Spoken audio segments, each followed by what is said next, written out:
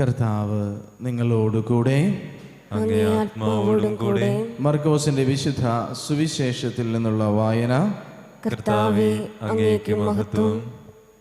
അധ്യായം 3, തിരുവചനങ്ങൾ 7 മുതൽ. അക്കാലത്ത് യേശു ശിഷ്യന്മാരോട് കൂടെ കടൽ തീരത്തേക്ക് പോയി. ഗലീലയിൽ നിന്ന് ഒരു വലിയ ജനക്കൂട്ടം അവനെ അനുഗമിച്ചു. യൂദ, ജെറുസലേം, ഇദുമയ എന്നിവിടങ്ങളിൽ നിന്നും, ജോർദാന്റെ മറുകരയിൽ നിന്നും, ടൈർ, സീദോൻ എന്നിവയുടെ പരിസരങ്ങളിൽ നിന്നും ധാരാളം ആളുകൾ അവൻ്റെ പ്രവൃത്തികളെക്കുറിച്ച് കേട്ട് അവൻ്റെ അടുത്തെത്തി.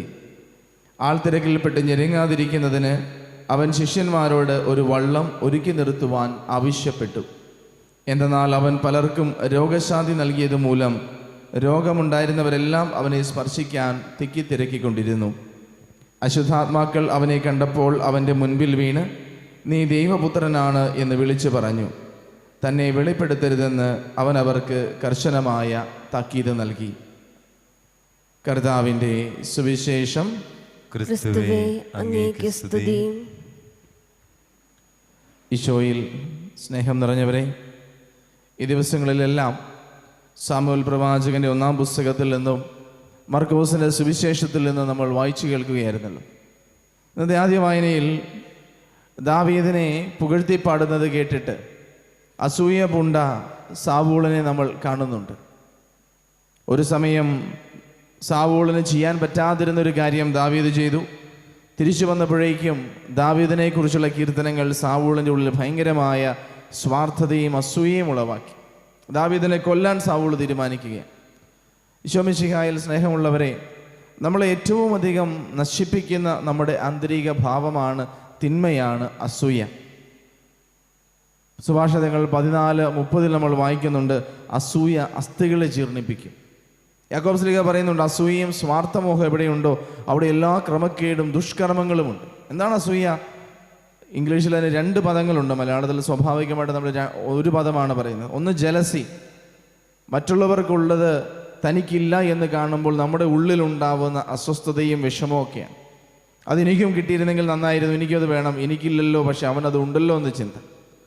രണ്ടാമത്തേത് എൻവിയാണ്. എനിക്ക് അവനില്ലാത്തത്, അവനുള്ളത് എനിക്കില്ല, പക്ഷെ എനിക്കില്ലാത്തത് കൊണ്ട് അവനും അത് ഉണ്ടാകാൻ പാടില്ല. അതുകൊണ്ട് അവനുള്ളത് ഞാൻ ഒന്നുകിൽ നശിപ്പിച്ച് കളയും, അല്ലെങ്കിൽ ഞാനത് അപഹരിക്കും.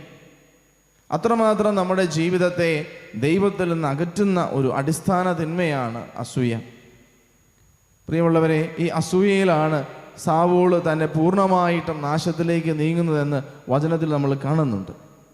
എന്നാൽ നേരെ വിപരീതമാണ് സാവൂളിൻ്റെ മകനായ ജോനാഥൻ്റെ പ്രവൃത്തികൾ. നമുക്കറിയാം, സാവൂളിന് ശേഷം സ്വാഭാവികമായിട്ടും ആ കിരീടാവകാശിയാകേണ്ട ഒരാൾ ജോനാഥനാണ്. സാവൂളിനെ കഴിഞ്ഞും ഒരു പക്ഷേ എല്ലാ തരത്തിലും അസൂയയും സ്വാർത്ഥമോഹവും കൊണ്ട് നടക്കുവാൻ എല്ലാ തരത്തിലും സാധ്യതയുള്ളൊരു വ്യക്തിയും ജോനാഥനാണ്. എന്നാലോ ദാവീദിൻ്റെ വിജയം കണ്ടപ്പോൾ ജോനാഥൻ ദാവീദിനെ സ്നേഹിക്കുന്നത് നമ്മൾ കാണുന്നുണ്ട്. ഇന്ന് കേട്ട വചനത്തിന് തൊട്ടു മുമ്പ് അവൻ എന്ത് ചെയ്തു? തൻ്റെ മേലങ്കിയും പടച്ചട്ടയും വാളും വില്ലും അരക്കച്ചയും ദാവീദിനെ അണിയിച്ച് അവൻ്റെ മഹത്വം ഉയർത്തുകയാണ്. വിശുദ്ധ ഫ്രാൻസിസ് സാലസ് പറയും, ഒരു സ്പൂൺ തേൻ കൊണ്ട് ഒരു വീപ്പ വിനാഗിരിയേക്കാൾ കൂടുതൽ ഈച്ചകളെ ആകർഷിക്കാൻ നമുക്ക് സാധിക്കും. ഈശോയിൽ പ്രിയമുള്ളവരെ, ഒരിക്കലും നമ്മുടെ ഉള്ളിലുള്ള സ്വാർത്ഥതയോ അസൂയയോ നമ്മളിൽ ഒരു നന്മയും ജനിപ്പിക്കുന്നില്ല എന്ന് മാത്രമല്ല, മറ്റുള്ളവരെ പോലും നമ്മളിൽ നിന്ന് അകറ്റിക്കളയും. എന്നാൽ നമ്മൾ ദൈവികമായ ഗുണങ്ങൾ, സ്നേഹവും ആർദ്രതയും ഒക്കെ ഒത്തിരിയേറെ ആളുകളെ നമ്മളിലൂടെ ദൈവത്തിലേക്ക് ആകർഷിക്കും. അതുകൊണ്ടാണ് ഫിലിപ്പി 2-ാം അധ്യായത്തിൽ നമ്മൾ വായിക്കുന്നത്, നിങ്ങൾ ഓരോരുത്തരും സ്വന്തം താല്പര്യം മാത്രം നോക്കിയാൽ പോരാ, മറ്റുള്ളവരെ നമ്മളെക്കാൾ ശ്രേഷ്ഠരായിട്ട് കരുതണം. യേശുക്രിസ്തുവിനുണ്ടായിരുന്ന ഈ മനോഭാവം നിങ്ങൾക്കും ഉണ്ടാകട്ടെ. ഇതിന് ഏറ്റവും ഉദാത്തമായ ഉദാഹരണം സ്നാപക യോഹന്നാനാണ്. അവൻ വളരുകയും ഞാൻ കുറയുകയും ചെയ്യണം എന്ന ചിന്ത. പലപ്പോഴും നമ്മുടെ ഉള്ളിലുള്ള ചിന്ത എന്താണ്? ഞാൻ വളരണം, അവൻ കുറയണം, എന്നെക്കാളും വലുതായിട്ട് മറ്റാരും വളർന്നു വരരുത്. ഒരുപക്ഷെ നമ്മളൊക്കെ സഹായിക്കുന്ന ആളുകളോ അല്ലെങ്കിൽ നമ്മുടെ തൊട്ടടുത്തുള്ളവരോ നമ്മളെക്കാൾ താഴ്ന്നവരായിട്ട് നമ്മൾ കരുതിയിരുന്നവരോ ഒക്കെ വളരുകയും ഉയരുകയും ചെയ്യുമ്പോൾ നമ്മുടെ ഉള്ളിൽ സന്തോഷമാണോ, അഭിമാനമാണോ, അതോ അസൂയയാണോ, സ്വാർത്ഥതയാണോ ചിന്തിക്കുന്നത് നല്ലതാണ്. മറ്റുള്ളവരുടെ സന്തോഷത്തിൽ പങ്കുചേരാൻ, മറ്റുള്ളവരുടെ നന്മയിൽ അവരോടുകൂടെ ആഹ്ലാദിക്കാനും ദൈവത്തിന് നന്ദി പറയാനും മറ്റുള്ളവരുടെ ഉയർച്ചയിൽ അവരോടൊപ്പമായിരുന്ന് സ്നേഹത്തോടും സന്തോഷത്തോടും കൂടെ അവരോട് പെരുമാറാനുമൊക്കെ നമുക്ക് സാധിക്കുന്നിടത്താണ് നമ്മൾ യഥാർത്ഥമായ ആത്മീയതയുള്ളത്. അതല്ലാതെ മറ്റൊരാൾ വളരുന്നത് കാണുമ്പോൾ, പ്രത്യേകിച്ചും അത് ജോലി സ്ഥലത്തായിരിക്കാം, നമ്മൾക്ക് ശേഷം ജോലിയിൽ കയറിയ ഒരാൾ നമ്മൾ സഹായിച്ചും ചൊല്ലിക്കൊടുത്തും പറഞ്ഞു കൊടുത്തും ഒക്കെ ഇങ്ങനെ വളർത്തിക്കൊണ്ടെന്ന് വരുന്ന ഒരാൾ നമുക്ക് തന്നെ ഭീഷണിയായിട്ട് വളർന്നു വരുന്നു, അല്ലെങ്കിൽ നമ്മളെക്കാളും വളർന്നു വരുന്നു. അതല്ലെങ്കിൽ മറ്റ് ജീവിത തലങ്ങളിൽ, ഈവൻ പ്രാർത്ഥനാ ജീവിതത്തിൽ പോലും മറ്റൊരാൾ നമ്മളെക്കാൾ പ്രാർത്ഥിക്കുന്നത് കാണുമ്പോൾ, നമ്മളെക്കാൾ നന്നായിട്ട് ശുശ്രൂഷ ചെയ്യുന്നത് കാണുമ്പോഴൊക്കെ നമ്മുടെ ഉള്ളിലുണ്ടാകുന്ന അസൂയയും സ്വാർത്ഥമോഹവും ഒക്കെ എപ്പോഴും ക്രമക്കേടിലേക്കും നാശത്തിലേക്ക് നയിക്കുകയാണ്. ദൈവത്തിൻ്റെ ആത്മാവ് സാവൂളിനെ വിട്ടുപോയി എന്ന് മാത്രമല്ല, ഒരു ദുരാത്മാവ് അവനെ പീഡിപ്പിച്ചു എന്ന് കൂടി വചനം എഴുതി വയ്ക്കുക. ഈശോ മിശിഹായിൽ സ്നേഹമുള്ളവരെ, എപ്പോഴും എളിമയുടെ തലത്തിൽ നിന്നുകൊണ്ട് മറ്റുള്ളവരുടെ വളർച്ചയിൽ ആനന്ദിക്കുവാനും ദൈവത്തിന് നന്ദി പറയുവാനും മറ്റുള്ളവരോട് കൂടെ നമ്മുടെ ഹൃദയം ഏറ്റവും ആനന്ദം കൊള്ളുവാനും നമുക്കിടയാകട്ടെ. രണ്ടാമതായിട്ട്, ഈശോയുടെ ഇന്നത്തെ സുവിശേഷ ഭാഗത്തിലേക്ക് വരുമ്പോൾ ഈശോയുടെ ജീവിതത്തിൽ കർത്താവിലേക്ക് ഒത്തിരിയേറെ ആളുകൾ ആകർഷിക്കപ്പെടുന്നത് നമ്മൾ കാണുന്നുണ്ട്. കഴിഞ്ഞ ദിവസങ്ങളിലെല്ലാം 2-ാം അധ്യായത്തിൽ നമ്മൾ വായിച്ച് കേൾക്കുമ്പോഴൊക്കെയും കർത്താവ് തൻ്റെ ജീവിതം കൊണ്ട് ഇങ്ങനെ സുവിശേഷം പ്രഘോഷിക്കുന്നു. ഈശോയിലേക്ക് ഒത്തിരിയേറെ ആളുകൾ ആകൃഷ്ടരാകും. ഈശോയിലേക്ക് നമ്മളെ അടുപ്പിക്കുന്ന 2 കാര്യങ്ങൾ നമുക്കറിയാം. ഒന്നത് പരിശുദ്ധ കുർബാനയും, 2 സുവിശേഷവുമാണ്. ഇതിലൊരു കാന്തിക ശക്തി, ആകർഷക ശക്തിയുണ്ട്.